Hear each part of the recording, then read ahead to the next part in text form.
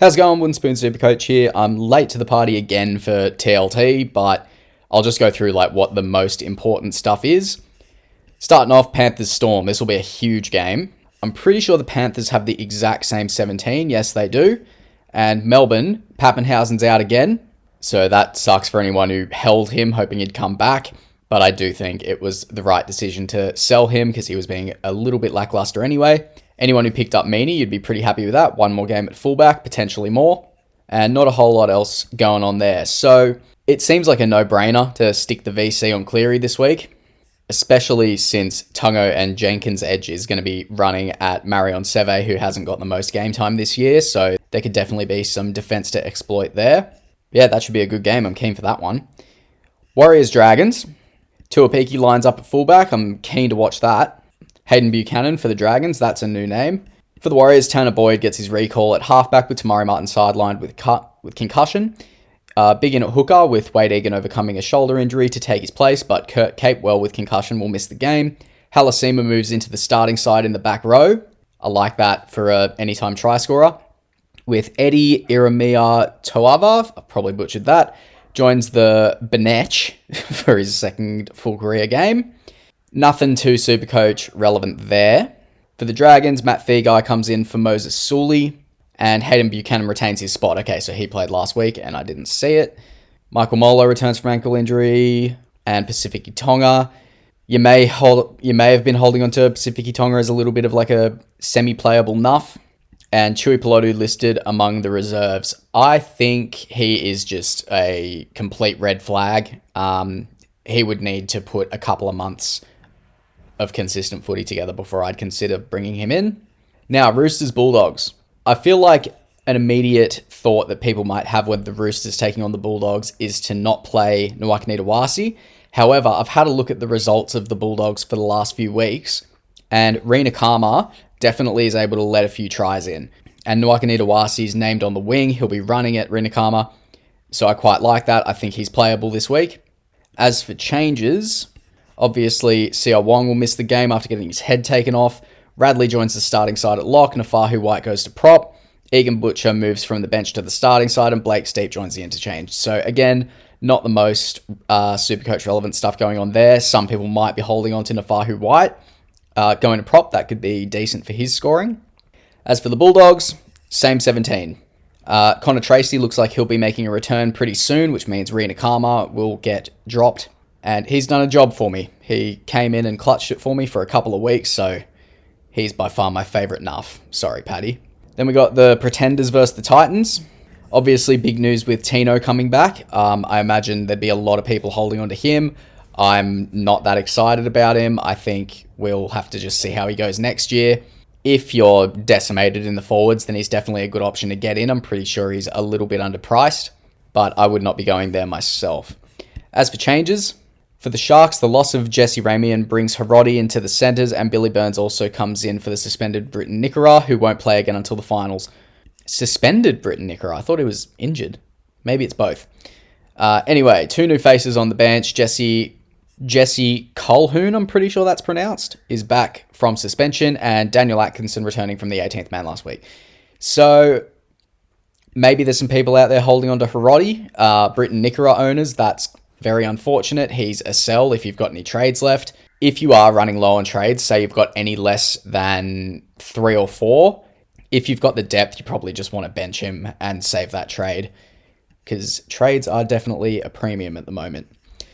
For the Titans, a huge boost with Tino coming back, while Phil Sammy and Mo Fotuaika are also back. Cleese Haas and Regan Campbell-Gillard moved to the bench, while Brian Kelly has entered the concussion protocols. So logic tells you that the Sharks get this done, but I feel like the Titans, I don't know, I can't pick it with the Sharks. I'm not even going to try. Broncos Dolphins. Anyone who's struggling for centre wing depth, Karapani's been named again this week. I've got him. I'm not playing him though, because I'm not confident that Ben Hunt and Billy Walters are going to be setting up a shitload of tries. I think the Broncos get absolutely fucking humped here, and I'm pretty sure the Dolphins are actually underdogs, which is crazy to me. Yes, the Dolphins have a lot of injuries of their own, and they did get absolutely fucked last week, but they've got the bounce back factor. I don't think they're going to go down easy, And it honestly wouldn't surprise me if the Broncos are a little bit dejected after losing 2 of their best players. So be interesting to see what happens here. As for changes, we've already gone over the halves. Corey Pakes is the new starting hooker and Tyson Smoothie joins the bench. Karapani comes onto the wing for Selwyn Cobbo, the third victim of a hamstring injury against the Storm. So there's a lot of higher tier teams just being absolutely decimated by injury, and I kind of hate it because it's making it more and more likely that Penrith are going to get the 5 in a row. I'm here for teams making history and shit, but fuck, it's just getting a bit boring. It would be insane if they touched 17th and then won the comp. Anyway, for the Dolphins, Francis Molo's suspension sees Mark Nichols elevated to prop, Kenny Bromwich, Jake Avarillo, Tavin Nafahu, yeah. Nothing relevant going on at the Dolphins in a Supercoach sense. There is a bit of player movement going on with injuries and stuff, so maybe the Broncos can get this done. Yeah, that's all I got to say there. Rabbitohs Eels. For the Rabbitohs, Jai Gray stays at fullback, love to see it. And the one change is that Hubner is out after suffering a head knock, so Shaq Mitchell comes in. A big name among the reserves, Cody Walker closing in to return for a couple of games before he gets injured again, probably. For the Eels, Jason Ryall sticks with the same 17, blah, blah, blah. Don't need to go through that. This is interesting. Tigers Manly. Turbo retains the fullback spot, even with Lehigh back in the team at wing. So if you're holding on to Lehigh, this is good for you. I know that most people think that as soon as a centre goes to fullback, that's good for their Supercoach scoring. Lehigh seems to be the exception to the rule for that. And to be honest, same with Kiraz.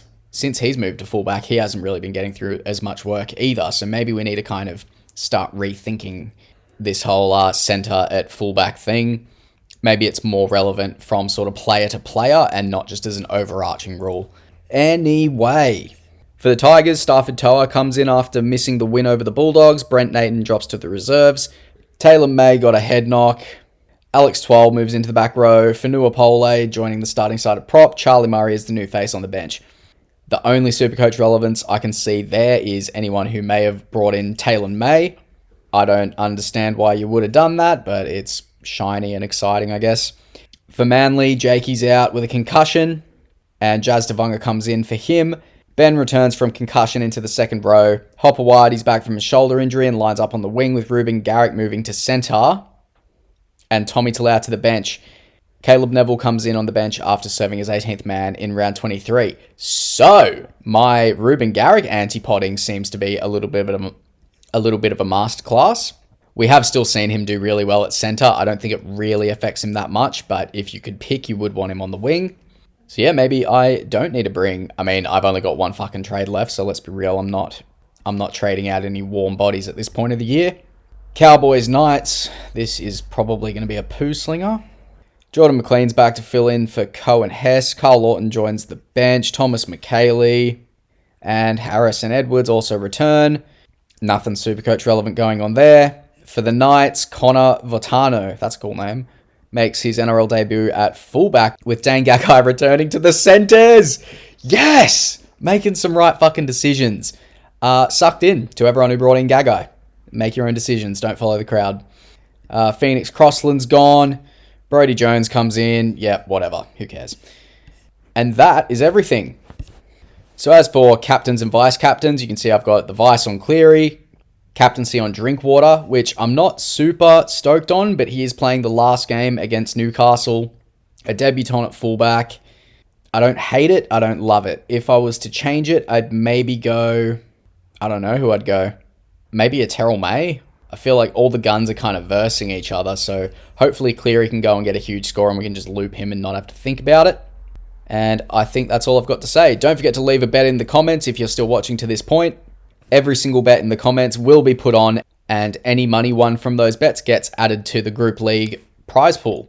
Is there anything else? Probably not. That'll do. Laters. Bye-bye. Uru.